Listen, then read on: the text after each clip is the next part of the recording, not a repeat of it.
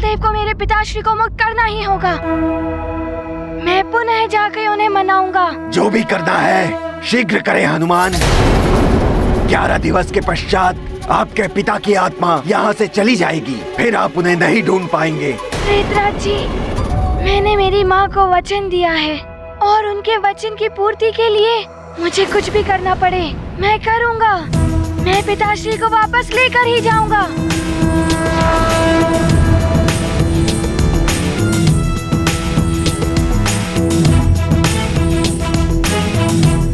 प्रणाम प्रेतराज जी। प्रणाम हनुमान।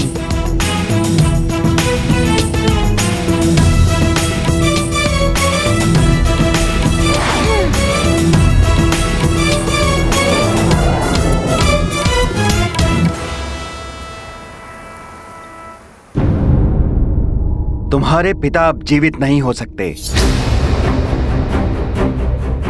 इसे तुम तुम्हारा भाग्य समझकर स्वीकार कर लो और लौट जाओ।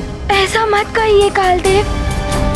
हनुमान की विनती। तुम्हारी विनती, प्रार्थना या किसी तर्क का कोई अर्थ नहीं है, क्योंकि काल समस्त भावनाओं से परे है।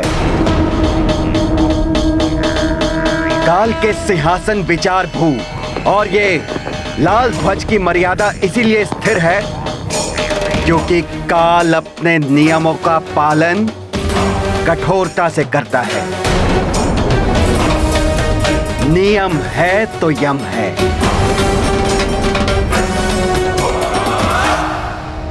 उचित है कालदेव, मैं यहाँ से लौट जाऊंगा। मैं आपसे कोई तर्क नहीं करूंगा। मैं आपसे कोई युद्ध भी नहीं करना चाहता। लौट जाऊंगा मैं, किंतु आपसे मुझे मृत्यु से संबंधित कुछ प्रश्नों के उत्तर चाहिए।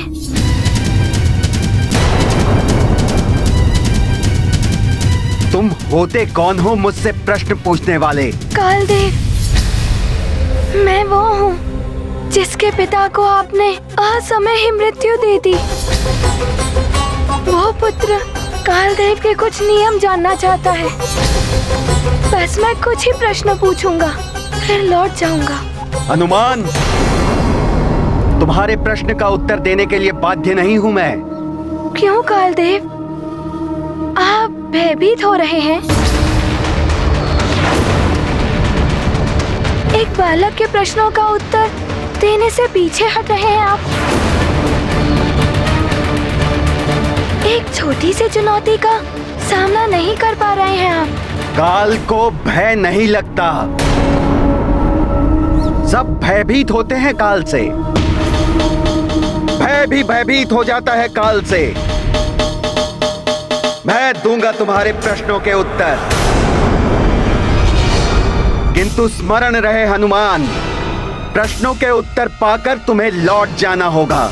मेरे प्रश्नों के उचित उत्तर प्राप्त हो जाने के पश्चात मैं यहाँ से लौट जाऊंगा। वैसे भी तुम अधिक समय तक नहीं रुक पाओगे, क्योंकि पृथ्वी लोक पर तुम्हारे पिता की देह भी अधिक समय तक सुरक्षित नहीं रह पाएगी।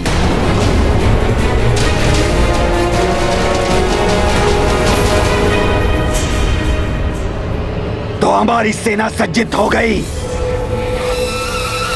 सेना तो सज्जित हो गई है काकाश्री, किंतु हमें ध्यान रखना होगा। वो वानर कुंजर ऋक्षराज बड़े योद्धा हैं और ऋक्षराज का पुत्र सुग्रीव युद्ध कला में सबसे अधिक निपुण है। तो सबसे पहले हम उन्हीं को नियंत्रण में करेंगे, तभी हम केसरी की देह को वहां से ले जा सकेंगे। ऐसा ही होगा काकाश्री। हम अपने छल बल और माया से उन्हें उलझाएंगे, फिर वे वानर हमें रोक नहीं पाएंगे। तो चलो भास्करसुर, प्रतिशोध की अग्नि में केसरी की देह को भस्म कर देंगे। हाँ, हम प्रतिशोध लेंगे।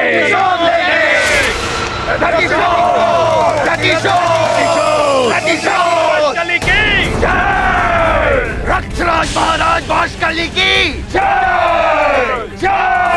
रक्षपति महाराज वाशकली की जय। रक्षपति महाराज वाशकली की प्रतिशोध।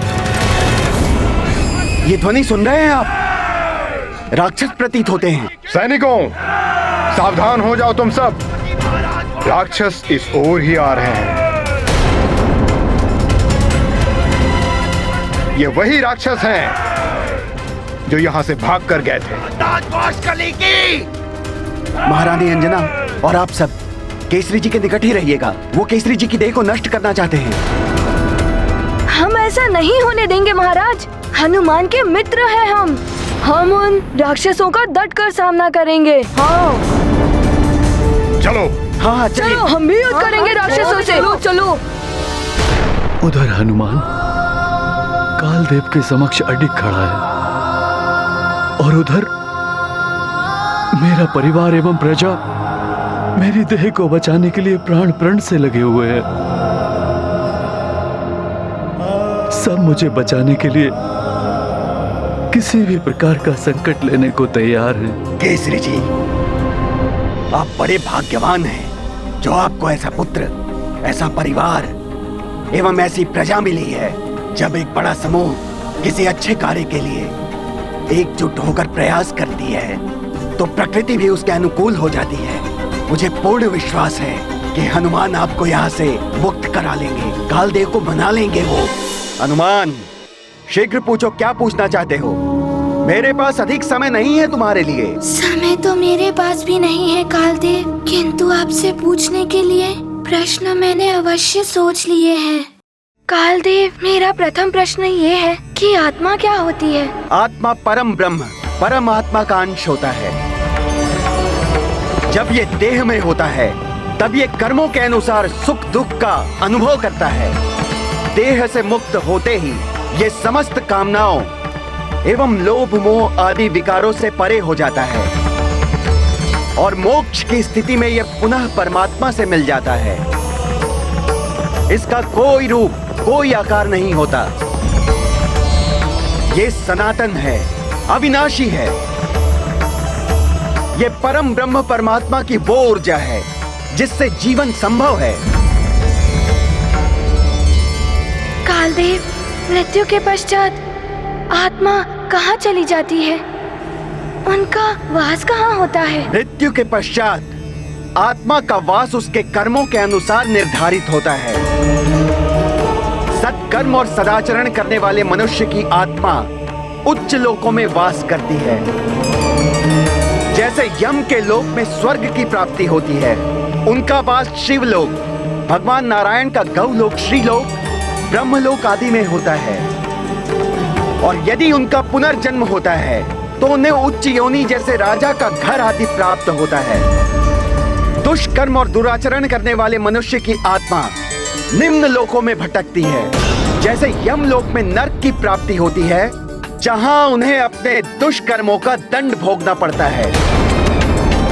उन्हें भूत लोक, प्रेत लोक, पिशाच लोक और कभी कभी जिन्हें किसी अन्य लोक की प्राप्ति नहीं हो पाती है, उन्हें पृथ्वी लोक में ही भटकना पड़ता है।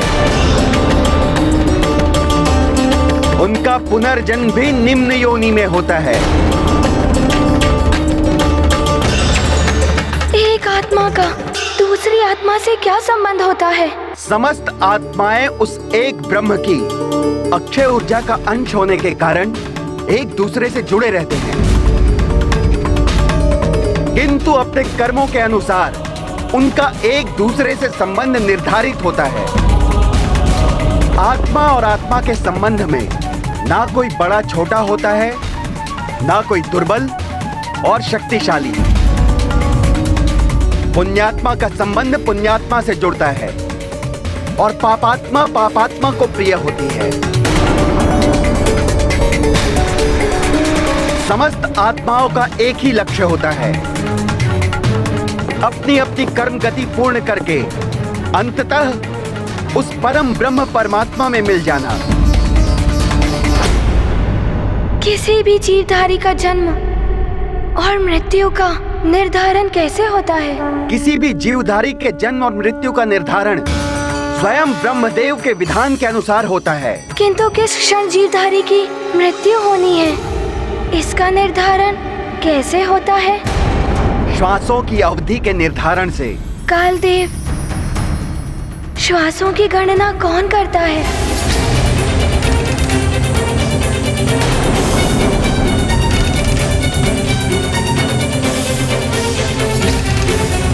कालदेव, मेरे प्रश्न का उत्तर दीजिए। श्वासों की गणना करने का कार्य किनका है? प्रत्येक जीवधारी की श्वासों की गणना करने का कार्य त्रिदेव ने शनिदेव के अधीन किया है। तो क्या कालदेव, आपने मेरे पिताश्री को मृत्यु देते पूर्ण शनिदेव से तो पूछा ही होगा मेरे पिता के शेष श्वासों के बारे में, कि उनकी श्वासें पूर्ण हो गई हैं या शेष है? हनुमान, तुम इस प्रकार का कोई प्रश्न नहीं कर सकते हो मुझसे। मेरे पिताश्री की मृत्यु से जुड़ा हुआ है ये प्रश्न। एक पुत्र को इसका उत्तर जानने का अधिकार है। बताइए ना कालदेव, क्या आपने पूछा था शनिदेव से मेरे पिताश्री की शेष श्वासों के बारे में? नहीं पूछा मैंने शनिदेव से, क्योंकि मुझे उनसे कुछ पूछने की आवश्यकता नहीं थी।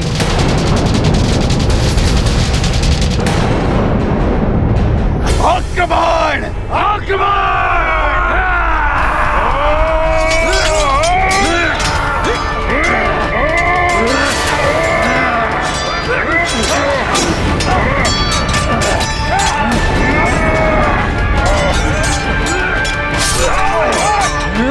तुम्हारे क्षेत्र में तुम्हें आकर मारेंगे राक्षसों। जिसने भी आगे बढ़ने की हिम्मत की उसका अंत निश्चित है। केसरी पर उठने वाले सारे हाथ तोड़ दूंगा मैं। हाथ तोड़ोगे तुम? यही भूल की थी केसरी ने। मेरे पिता का हाथ उखाड़ दिया, वही प्रतिशोध लेने में आया हूँ।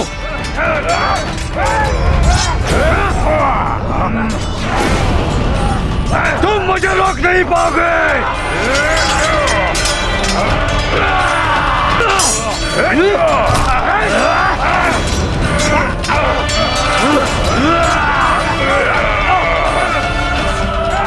अच्छा, तो तुम ही हो वाशकासुर? हाँ, वानर राज कुंजर, राक्षसों के परम शत्रु हनुमान और उसके पिता से प्रतिशोध लेने का इतना अच्छा अवसर मैं कैसे छोड़ सकता हूँ?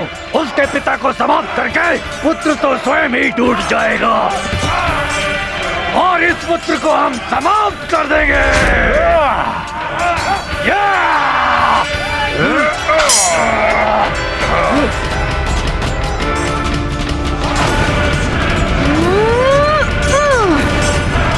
अच्छा, चुपके से आ रहे हैं महाराज की ओर मित्रों।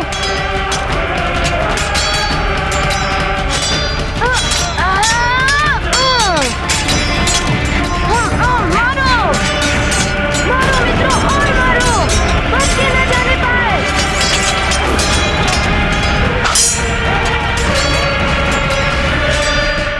आओ राक्षसों, मेरा सामना करो। भले ही मैं अभी राक्षसी नहीं, किंतु शक्ति अब भी है मुझ में। मैं भी आती हूँ मार्जरिका। अंजना, रुक जाओ, हमें केसरी जी की भी रक्षा करनी होगी। और जोर से मित्रों। अब लगता है माया का प्रयोग करना पड़ेगा मुझे।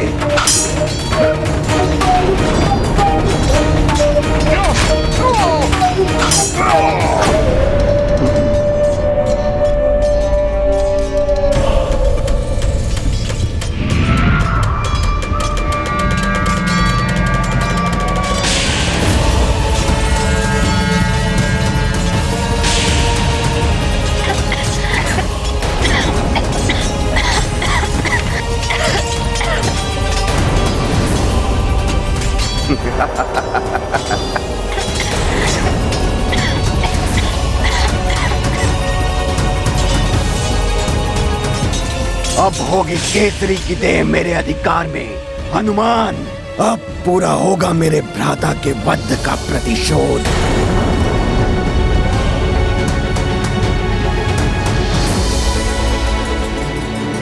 बड़ा ही अनर्थ हो रहा है। इधर हनुमान कालदेव को मनाता रह जाएगा और उधर यदि ये राक्षस मेरी देह को नष्ट करने में सफल हो गए तो हनुमान मुझे मुक्त कराने के पश्चात भी असफल रह जाएगा। उसका सारा का सारा प्रयास व्यर्थ हो जाएगा। हनुमान, किसे अकाल मृत्यु देनी है और किसे नहीं, इसका विशेष अधिकार मेरे अधीन है।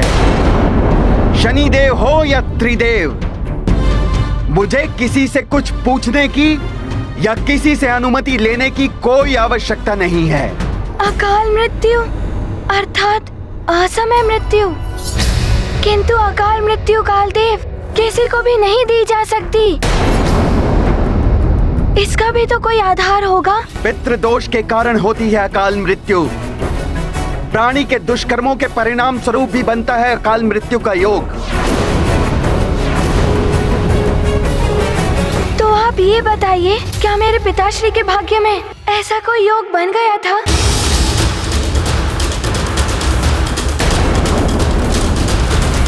अच्छा, तो तुम मुझे प्रश्नों में उलझाकर मेरे कार्य को अनुचित सिद्ध करना चाहते हो।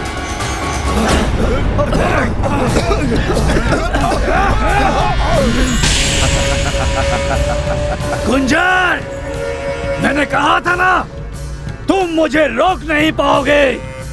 मेरा कार्य हो गया। चलो मेरे शूरवीरों। सोच क्या रहे हैं कालदेव, बताइए, क्या मेरे पिताश्री के भाग्य में अकाल मृत्यु का कोई योग बन गया था?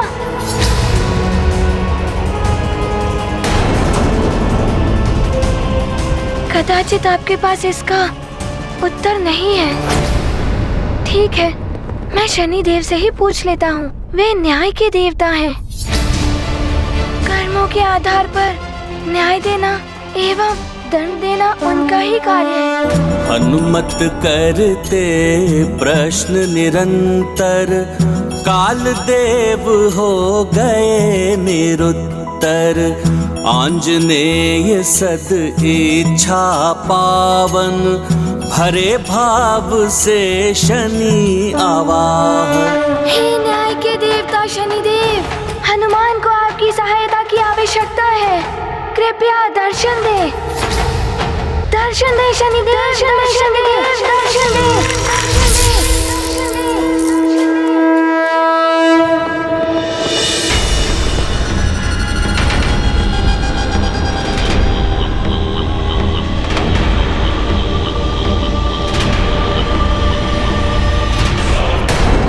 प्रणाम शनिदेव।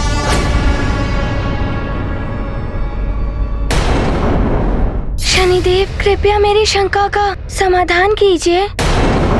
आप मुझे ये बताइए, क्या मेरे पिताश्री के कर्मों के आधार पर उनके भाग्य में काल दंड का योग बन गया था? हनुमान, तुम्हारे पिता महाराज केसरी के जीवन की श्वासें अभी शेष थी।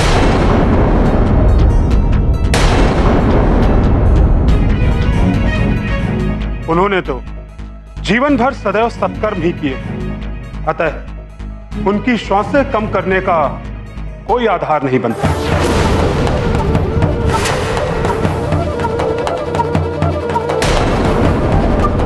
इसका अर्थ ये हुआ चित्रगुप्त जी कि मेरे पिताश्री के भाग्य में अकाल मृत्यु का कोई योग नहीं था। तो क्या आपके लेखा जोखा में कोई त्रुटि हो गई थी?